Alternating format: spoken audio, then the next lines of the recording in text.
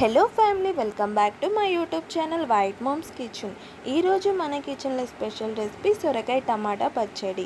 మన ఇంట్లో మామిడికాయ టమాటా ఎన్ని పచ్చళ్ళు ఉన్నా కానీ ఇంట్లో వాళ్ళు రోజుకొక తొక్కుడు పచ్చడి అయినా కావాలంటారు. అలాంటప్పుడు మీరు కూడా ఎంతో సింపుల్గా టేస్టీగా ఈ పచ్చడిని ఒక్కసారి ట్రై చేయండి. చాలా టేస్టీగా ఉంటుంది, అందరికీ బాగా నచ్చుతుంది. సో ముందుగా అయితే కళాయి అయితే తీసుకొని దీంట్లో 2 టీ స్పూన్స్ ఆఫ్ ఆయిల్ అయితే వేసుకోండి. ఆయిల్ హీట్ ఎక్కిన తర్వాత దీంట్లో పచ్చిమిర్చిని వేసుకోండి. 5 పచ్చిమిర్చిని అయితే వేసుకున్నాను. మీ కారానికి తగ్గట్టు చూసుకొని అయితే పచ్చిమిర్చిని వేసుకోండి. ఒక 1 మినిట్ వరకు మీడియం ఫ్లేమ్లో పెట్టి ఫ్రై చేసుకోండి. ఇప్పుడు దీంట్లో కట్ చేసుకున్న సొరకాయ ముక్కలు కూడా వేసుకోండి. 1 కప్పు వరకు అయితే తీసుకున్నాను. సొరకాయ ముక్కలు మంచిగా మగ్గే వరకు ఫ్రై చేయండి, ఒక 2 మినిట్స్ వరకు.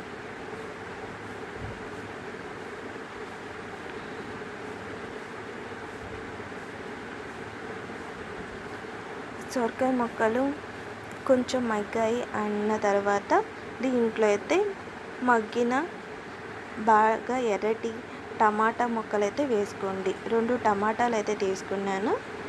కొంచెం పండినవి తీసుకుంటే పచ్చడి టేస్ట్ చాలా బాగుంటుంది. దీన్ని మీడియం ఫ్లేమ్లో పెట్టి 5 మినిట్స్ వరకు అయితే కుక్ చేసుకోండి. టమాటాలు సొరకాయలు మంచిగా మగ్గే వరకు ఒక 7 to 6 మినిట్స్ వరకు అయితే మనం ఫ్రై చేసుకోవాలి. చూసారు కదా, టమాటా ముక్కలు సొరకాయ ముక్కలు మంచిగా మగ్గిపోయినవి. ఇన్ బిట్వీన్ ఒక్కొక్కసారి ఇలా మిక్స్ చేస్తూ ఉంటే కింద అడుగు అంటకుండా ఉంటుంది. ముక్కలు మంచిగా మగ్గాయి కాబట్టి మనం స్టవ్ అనేది ఆఫ్ చేసుకుందాం. స్టవ్ ఆఫ్ చేసుకొని పక్కన పెట్టుకుంటే అవి కొంచెం చల్లగా అయిన తర్వాత మిక్సీ జార్లో వేసుకొని పచ్చడి చేసుకోవచ్చు.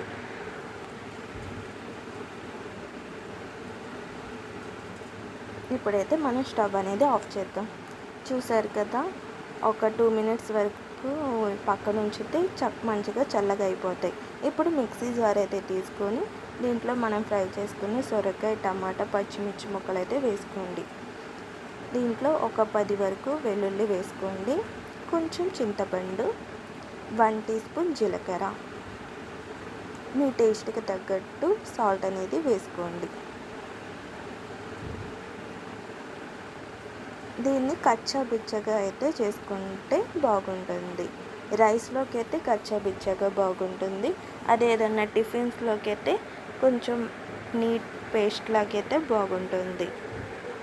ఇప్పుడైతే తాలింపు అనేది పెట్టేసుకొని పచ్చడిని దాంట్లో వేసుకోండి. చూసారు కదా, పచ్చడి అనేది చాలా సింపుల్గా అయిపోయింది. మీరు కూడా ఎప్పుడైనా రెగ్యులర్గా చేసుకునే పచ్చళ్ళు కాకుండా కొంచెం ఈ పచ్చడిని ఒక్కసారి ట్రై చేయండి, అందరికీ బాగా నచ్చుతుంది. So that's it friends, thank you so much for watching my video.